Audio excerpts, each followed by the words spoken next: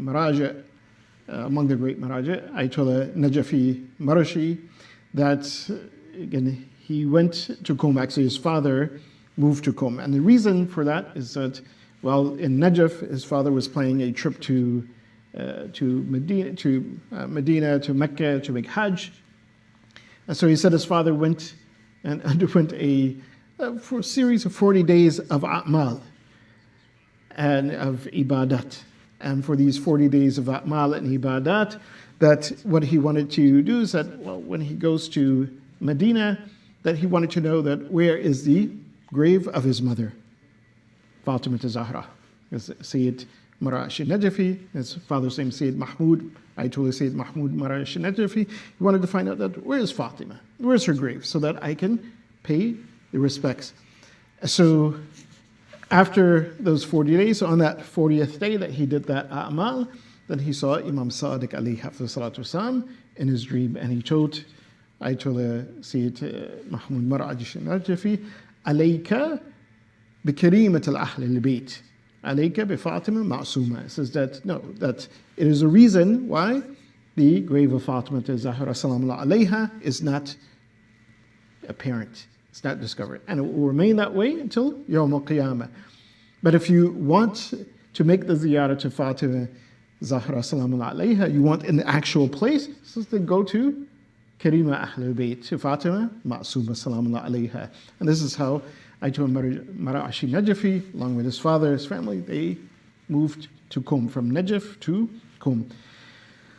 Fatima Masouma salamullah alayha, like other great women in Islam, the daughter of Fatima Zahra, Zainab al-Kubra salamullah alayha, like Khadija, again, she was a very important figure in Islam. She was a role model for both men and women. And if we just take a look at her example, an example that we should follow, I want to start just simply by pointing out verse 35 of Surah Al-Ahzab, so chapter 33, verse 35. In this verse, it's a very interesting aspect. If you pay attention, Allah subhanahu wa ta'ala, He states that He has a reward, ajran azima, maghfira wa ajran azima, that Allah subhanahu wa ta'ala has prepared forgiveness and a great reward. For whom? For these individuals that He lists in this ayah.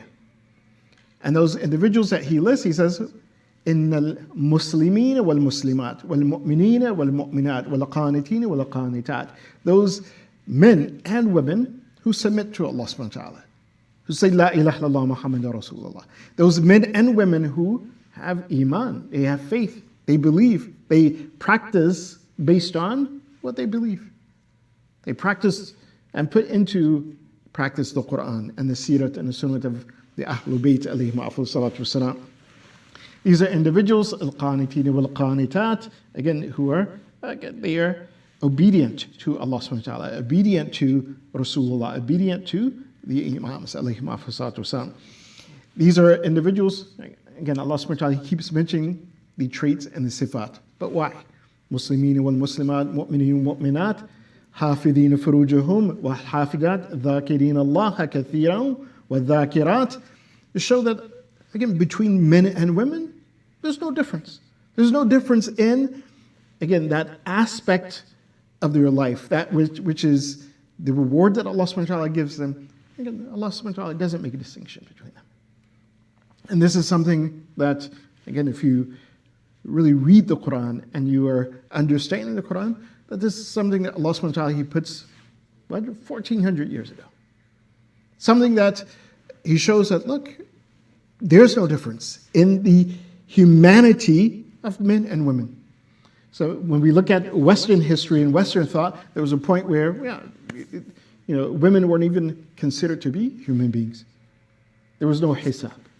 Of course, in the time of Jahiliyyah, kind of a similar situation. But what brought humanity, or what was that message to bring humanity out of that thought?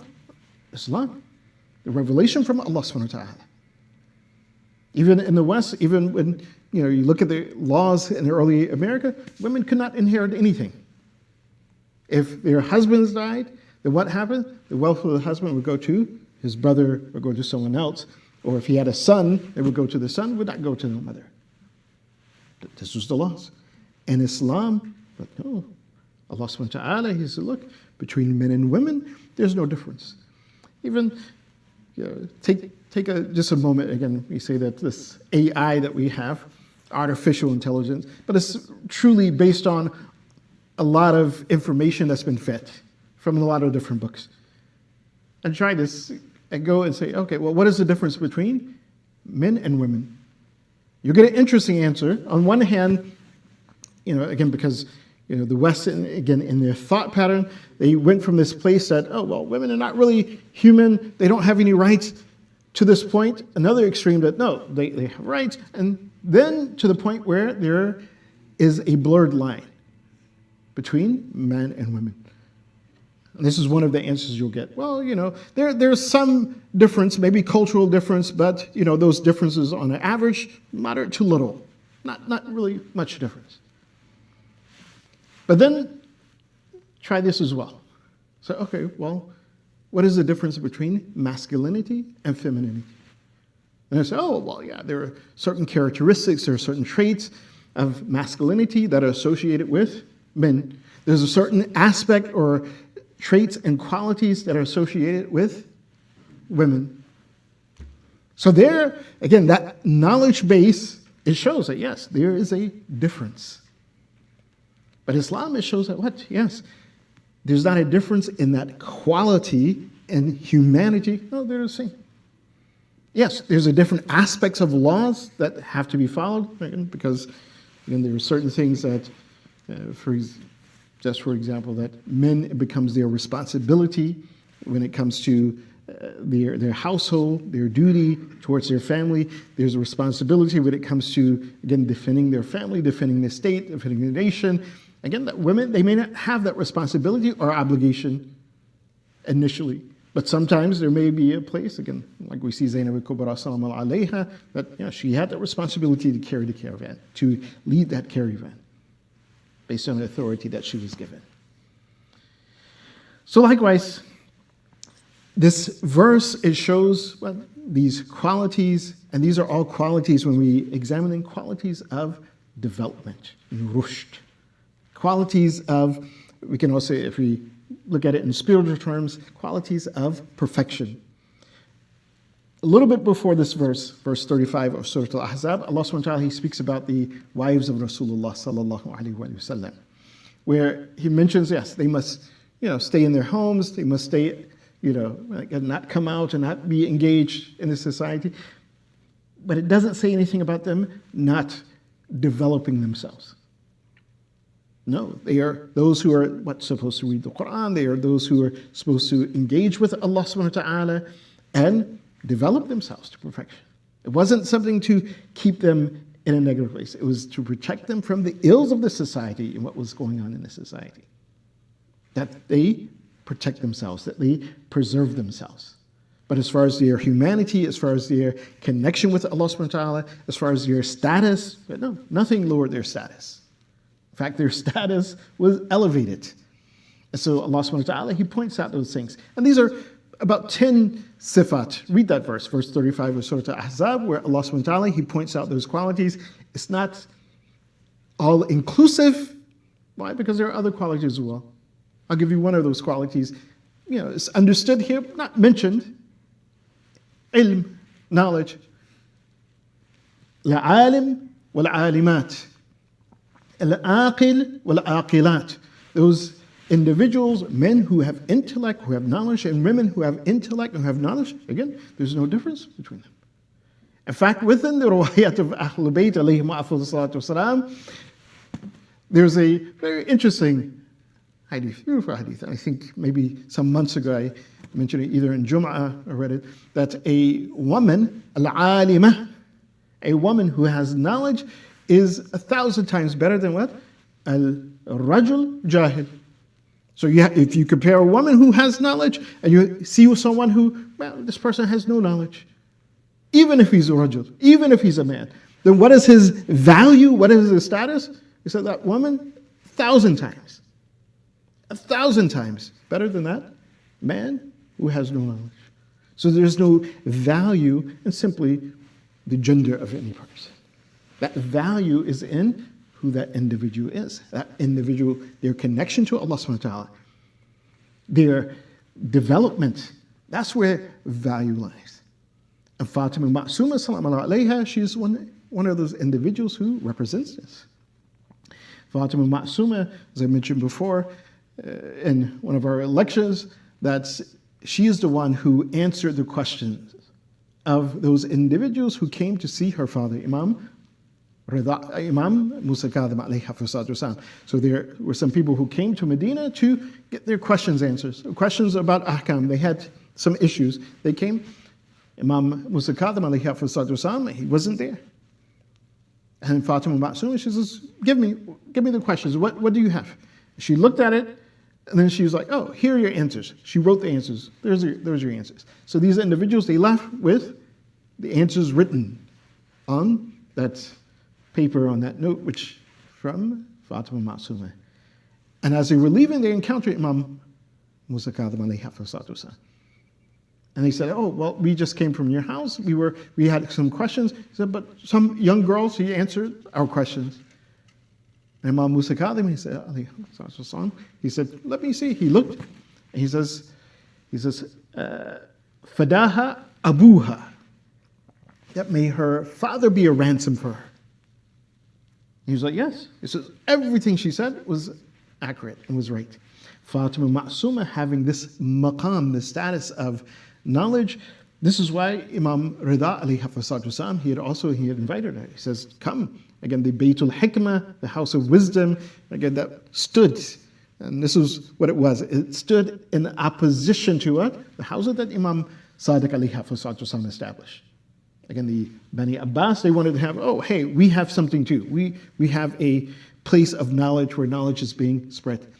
And so Imam Rida alayhi hafizah, he says, oh, there are gatherings where women are there as well. And he says, and there's no one more knowledgeable than my sister. In fact, even her knowledge and her ilm superseded that of men as well. As we see that she answered the question as a young girl. She was about 11, 10 or 11 when she answered those questions. Even at that young age, she had the knowledge.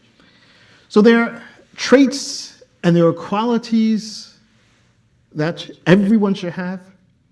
But then there's also traits and qualities that are very specific to women. Again, one of the aspects of Fatima Masouma's knowledge, when you look at the ruwayat that she narrated, most of those ruwayat were about the wilayat of the Ahlul Bayt, Ithbatul Wilayah. And of course, in establishing that wilayat of the Ahlul Bayt, she understood that inheritance of the Ahlul Bayt, alayhim afsalatu wasalam. And among that knowledge of Ahlul Bayt, there's a very interesting hadith from Amir al-Mu'mineen, Ali ibn Abi Talib, alayhi salatu wasalam. And again, if we understand this, he shows that, yes, there are qualities of perfection, but there are some that are good for women, but not good for men. As Amir al-Mu'mineen in Al-Hikmah 234, so if you go to Nahj al-Balagha, the section where it has the words of wisdom of Imam Ali alayhi salatu, number 234, where Imam Ali alayhi salatu, he says, خيار خصال النساء شرار خصال الرجال. He says there are some khisal, some traits, some qualities which they're very good qualities with regard to women. خيار خصال النساء شرار خصال الرجال. He says, but for a man to have those qualities, he says, no, it's the worst of qualities that men can have. And what are those qualities? Imam Ali he points out three things. He says, az-zahwu wal-bukhlu wal-jubn. Az-zahwu means to be aloof, to be reserved, to be kind of distant. And why does he say that? He says that a woman who is mazhuwa, again, she has that zahw, that quality of being zahw. That she's a person who, again, she doesn't interact or engage with any and everyone. She's not someone who's going to be open for everyone. No, she reserves herself. She keeps herself aloof from those who are non-mahram. Keeps herself preserved from them. Al-bukhlu, and this is interesting as well, and again, to be bakhil, to be, again, you could say stingy. But again, it's not that type of stinginess that we find that, oh, you don't give anything.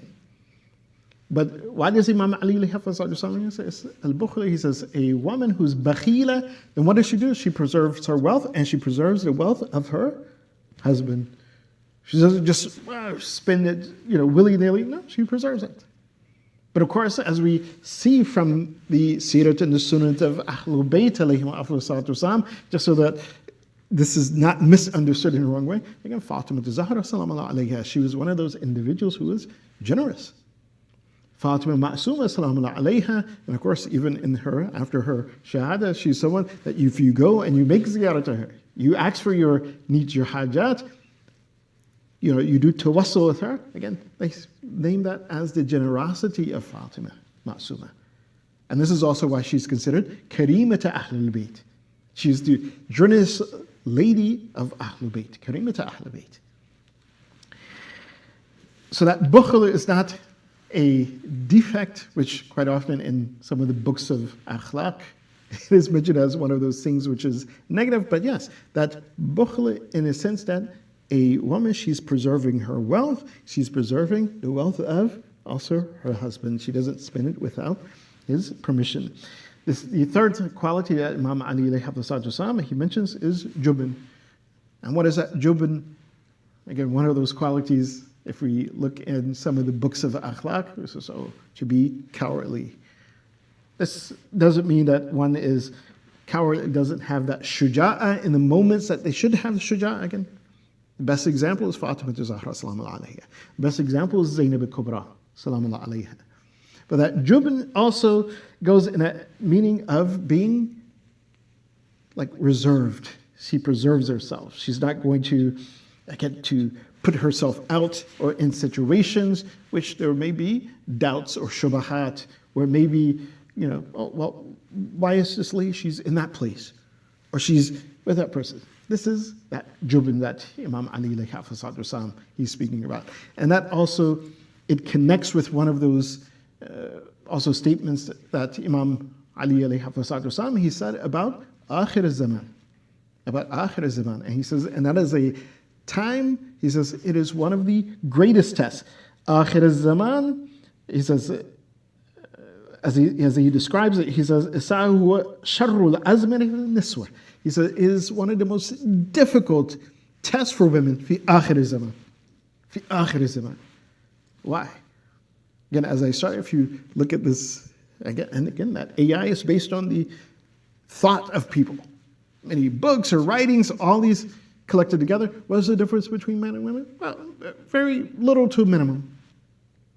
Very little to minimum.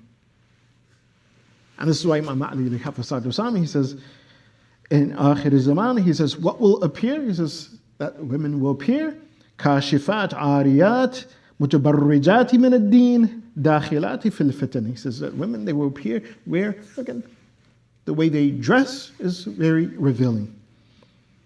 That these are individuals that, again, they are not, they're not shy. They present everything. They enter into fitan. They are those who, he says, musarra'at il-ladhat, mustihallati lil-muharramat. That whatever is halal from Allah, that they say, oh no, this is haram. Why do we do this? Why do we have to dress this way? Why do we have to present ourselves this way? It's a great fitna. It's a great test. And although Imam Ali and again, he's not saying that, again, he's pointing out an aspect, because if that test is there for women, it's also there for men as well. If we want to look at it in its full scope, okay, we can't take that one hadith out of place, and that's why I started with that verse, that's again, that إِنَّ الْمُسْلِمِينَ وَالْمُسْلِمَاتِ وَالْمُؤْمِنِينَ وَالْمُؤْمِنَاتِ وَالْقَانِتِينَ وَالْقَانِتَاتِ. Every hadith as well, you can find the same thing in its opposite. Again, those men who say that make halal haram and haram halal. It exists. The kashifat, ariyat, again, men as well. Kashif, ari, again, revealing or wearing things that they shouldn't wear, or dressing as they should not dress.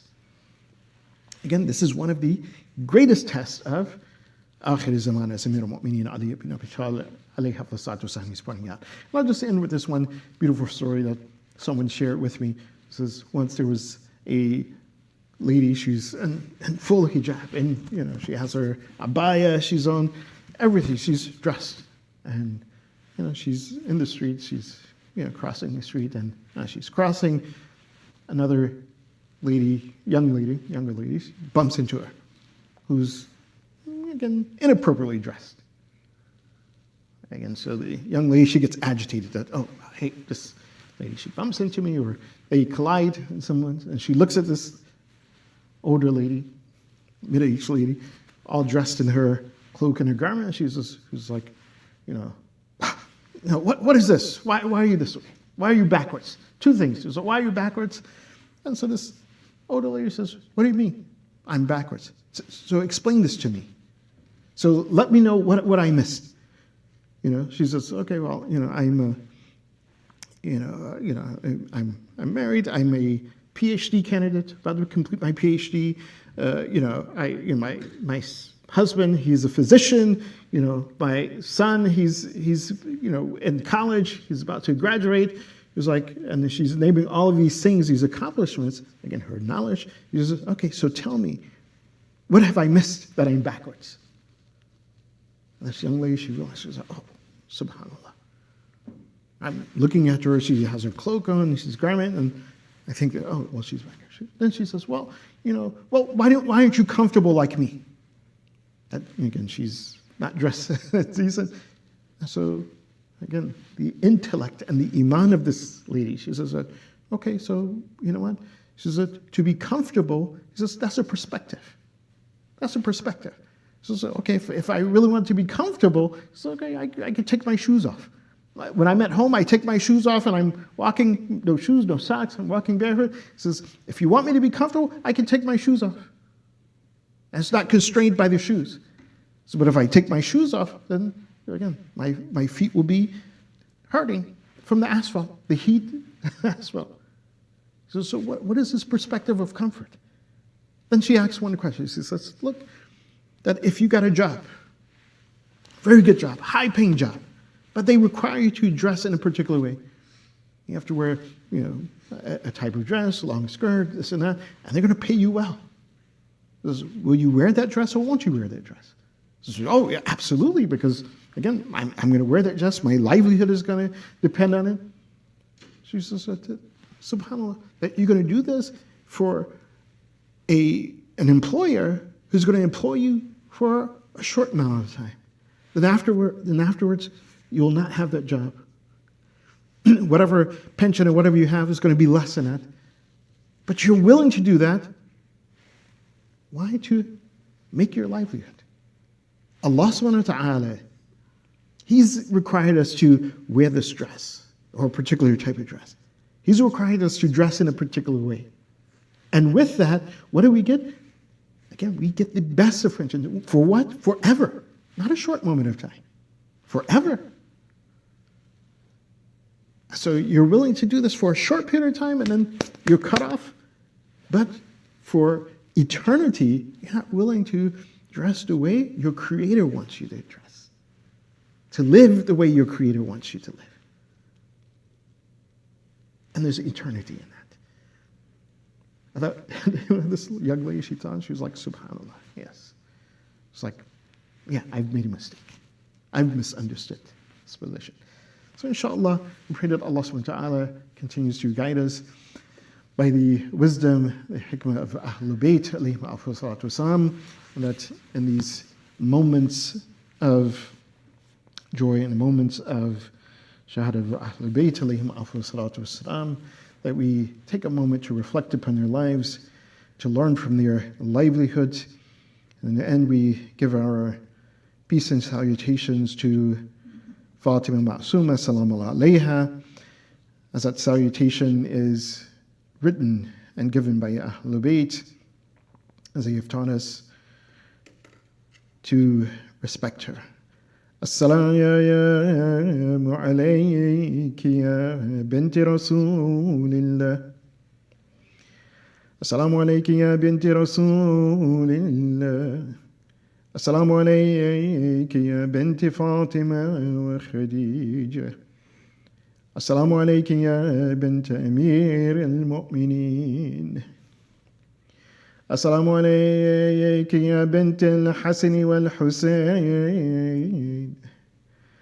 Assalamu alayki ya binti Musa ibn Ja'far wa rahmatullahi wa barakatuh. They say Fatima Masouma, that she was invited by Imam Ali ibn Musa al-Ridha, invited by her brother to come to Bayt al-Hikmah, to shed her knowledge, to deliver her knowledge and share her knowledge with the Ummah. But the Ahlul Bayt, they had many enemies at that time. They said, as she went into Khurasan, as she went to Iran, they said she was in a place named Saudi, and there her caravan was ambushed. They were attacked. Although some say that Fatima Masouma, she felt ill, but according to some, that she was poisoned, and this is how she fell ill. As she fell ill, she was told that close to this place, there's a city by the name of Qum. The place of Qum is a place where they have lovers of Ahlul Bayt. So she said, take me to this place.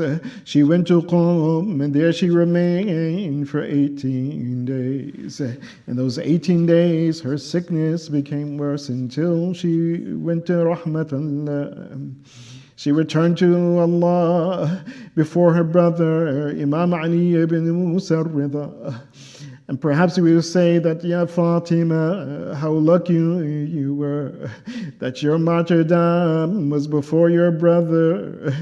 There's one lady that we know, that she had to watch what happened to her brother in Karbala, Zainab. She went upon the Tell Zainab, and she saw that how Imam Hussein, how he had fallen from his horse, and how he was on the plains of Karbala, and how people were still shooting arrows and spears. Some were coming, some were striking her brother Hussein with their swords, until she said as well, Ayuqtalu Aba Abdillah. She was talking to Umar ibn Sa'd. Ya Umar al-La'in, Ayuqtalu Aba Abdillah al-Hussein wa anta tanzuru ilayh. Does my brother Abu Abdullah, is he killed? Will he be slaughtered in this manner? And you're watching what is happening. They said this was what Zainab she had to endure. This is what she had to bear in Karbala. Even to the point, they said that the body of Imam Hussein, after being decapitated, that body that was trampled twice, that she would see the body on her way out from Karbala, and she would say, Ahada binu ummi. Is this the brother? Is this the son of my mother? Is this Al-Hussein? Oh, Fatima Masouma, you didn't have to witness such a sight, that your martyrdom was before your brother. They said Fatima Masouma, that when she was being buried, she was given a ghusl, she was given kafan, and as her body was being placed close to the grave to make salat, they said they saw two individuals coming wearing black upon the horses. According to some, this was Imam Ali ibn Musa al-Ridha, and this was Imam al-Jawad. They came, they made the salat upon Fatima Masouma, and then they placed her in the grave. This is the fate of Fatima Masouma. Inshallah, Allah will give us the opportunity to go and to make ziyarah. And if we've made that ziyarah, that we will have another opportunity again to make ziyarah of Fatima Masouma. Inna lillah وإنا إليه راجعون وسيعلم الذين ظلموا أي منقلب ينقلبون. بسم الله. اللهم صل على محمد. اللهم صل على محمد.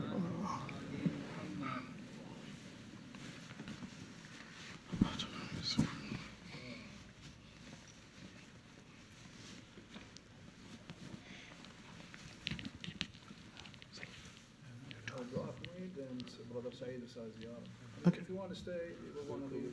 Okay. We do dua with Brother Saeed in the ziyarah.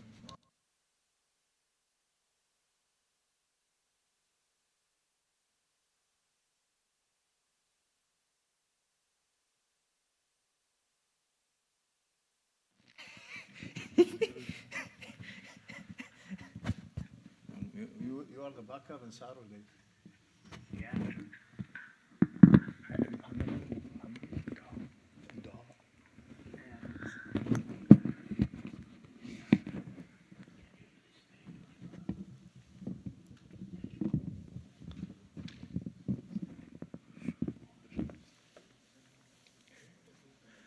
Those who have a school, you have to go.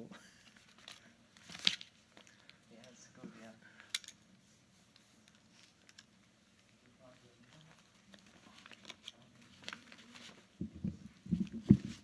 You have a school, you have to go.